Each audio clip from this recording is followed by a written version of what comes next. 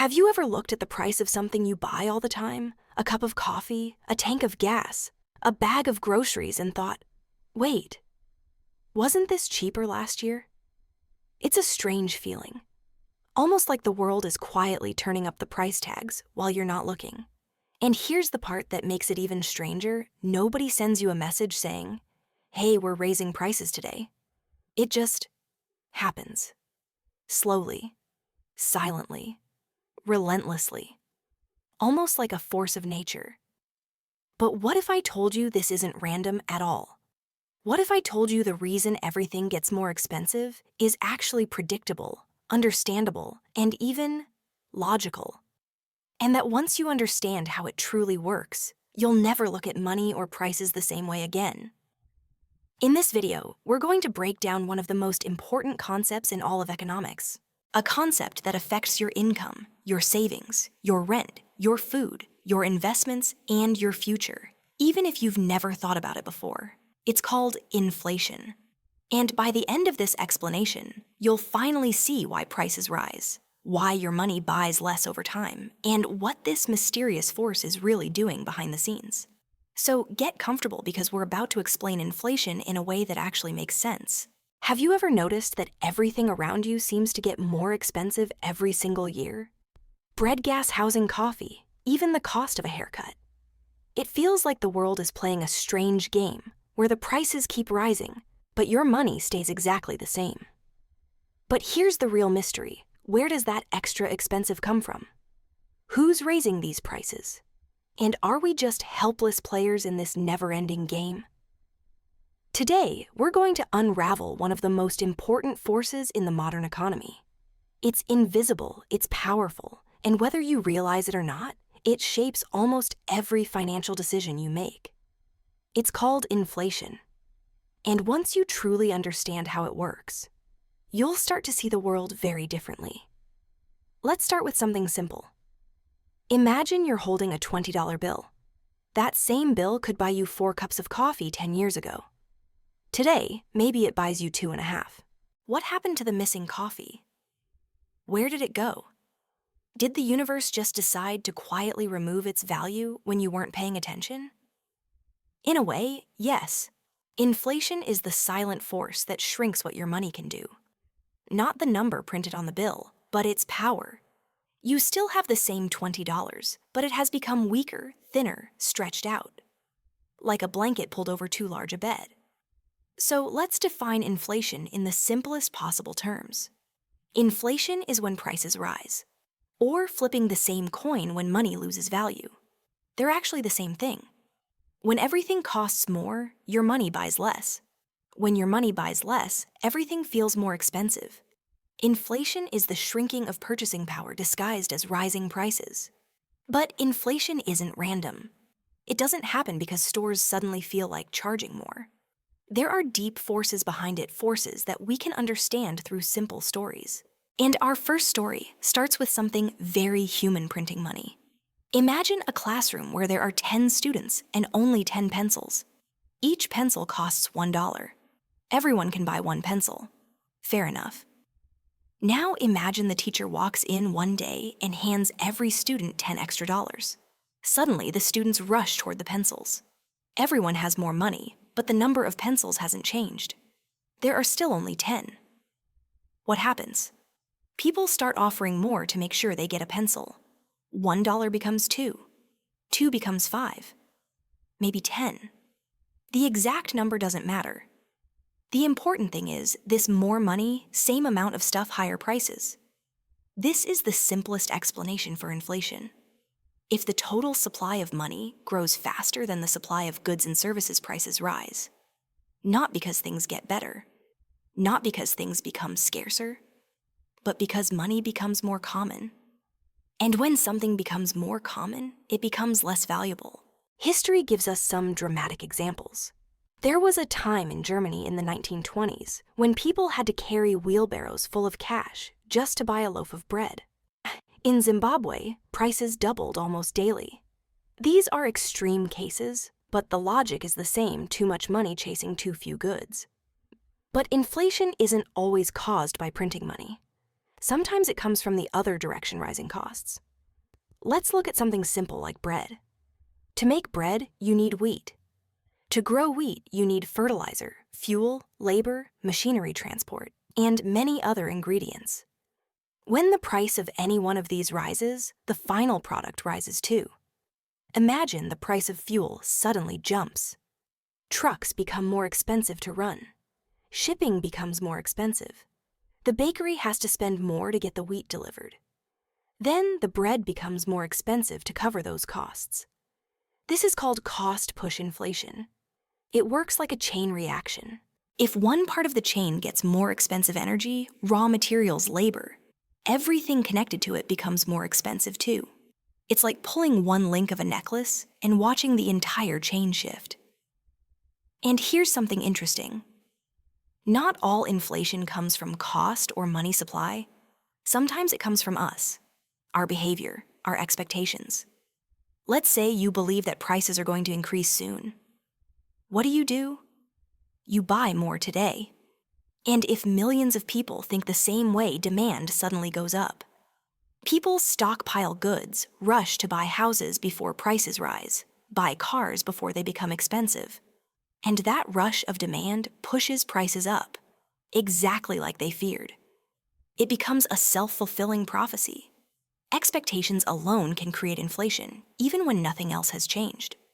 So far, we've seen three major forces of inflation: too much money rising costs and rising demand driven by behavior. But there's more nuance. Inflation isn't always bad. In fact, a small amount of inflation is actually considered good. Imagine a world with zero inflation. Prices never change. On the surface, this sounds wonderful. But think a little deeper. If prices never rise, then businesses have no incentive to expand. Why invest in a new factory if your future profits are frozen? Why hire more workers? Why innovate economists? Believe that a small amount of inflation, around 2% per year, is healthy. It encourages people to spend rather than hoard money. It encourages businesses to invest. It makes the economy move. Think of inflation like salt. A little makes the dish better. Too much ruins it. And none at all can be just as bad. But if inflation can be good or bad depending on the amount, then who controls that amount? Is inflation something that just happens on its own? Not exactly. There's an institution at the center of it, the central bank. In the United States, that's the Federal Reserve. In Europe, it's the European Central Bank. In many countries, it's simply called the National Bank. These institutions are like thermostat controllers for the economy. If inflation is too high, they try to cool things down. If the economy is too slow and people are losing jobs, they might warm things up. How do they do that? Primarily by adjusting interest rates. Here's the idea. When interest rates go up, borrowing money becomes more expensive. If mortgages, business loans, and credit cards are all more costly, people spend less. Companies invest less. The economy slows down, and demand cools. With less demand, prices stop rising as fast. Inflation begins to drop. It's like turning down the heat on a pot of boiling water. When interest rates go down, borrowing becomes cheaper. People spend more. Businesses expand. The economy speeds up. And inflation tends to rise. It's like turning the stove back up. It sounds simple, but controlling inflation is incredibly hard. The economy is not a machine that responds instantly. It's more like steering a giant ship. Every adjustment takes months, sometimes years, to show its effect. And if you steer too suddenly or too sharply, you might cause a recession or send the economy into overdrive. And here's the tricky part. Inflation isn't something we can permanently eliminate. As long as people buy things, as long as supply chains change, as long as governments spend money and industries evolve, inflation will always exist in some form. It's not a bug in the system, it's part of the system. Think about population growth. More people means more demand for goods, more competition for housing, more pressure on resources. That naturally pushes prices upward over time. Think about technology. New inventions can push prices down by making things cheaper to produce, but they can also push prices up by creating demand for things we didn't need before. Smartphones, streaming services, electric cars, all of these added new layers of consumption. Think about global markets. A drought in one country can raise food prices halfway across the world. A war in one region can raise oil prices everywhere. Inflation is not just a local phenomenon, it's global. So if inflation is always there, always shifting, always changing, how do ordinary people protect themselves? There's actually a surprising answer. While almost everything becomes more expensive over time, there are certain types of assets like real estate stocks or businesses that tend to grow faster than inflation. They increase in value as the economy grows. And this creates a powerful principle. Money sitting still loses value, but money invested in productive assets grows with the world. Inflation quietly punishes cash, but it often rewards ownership.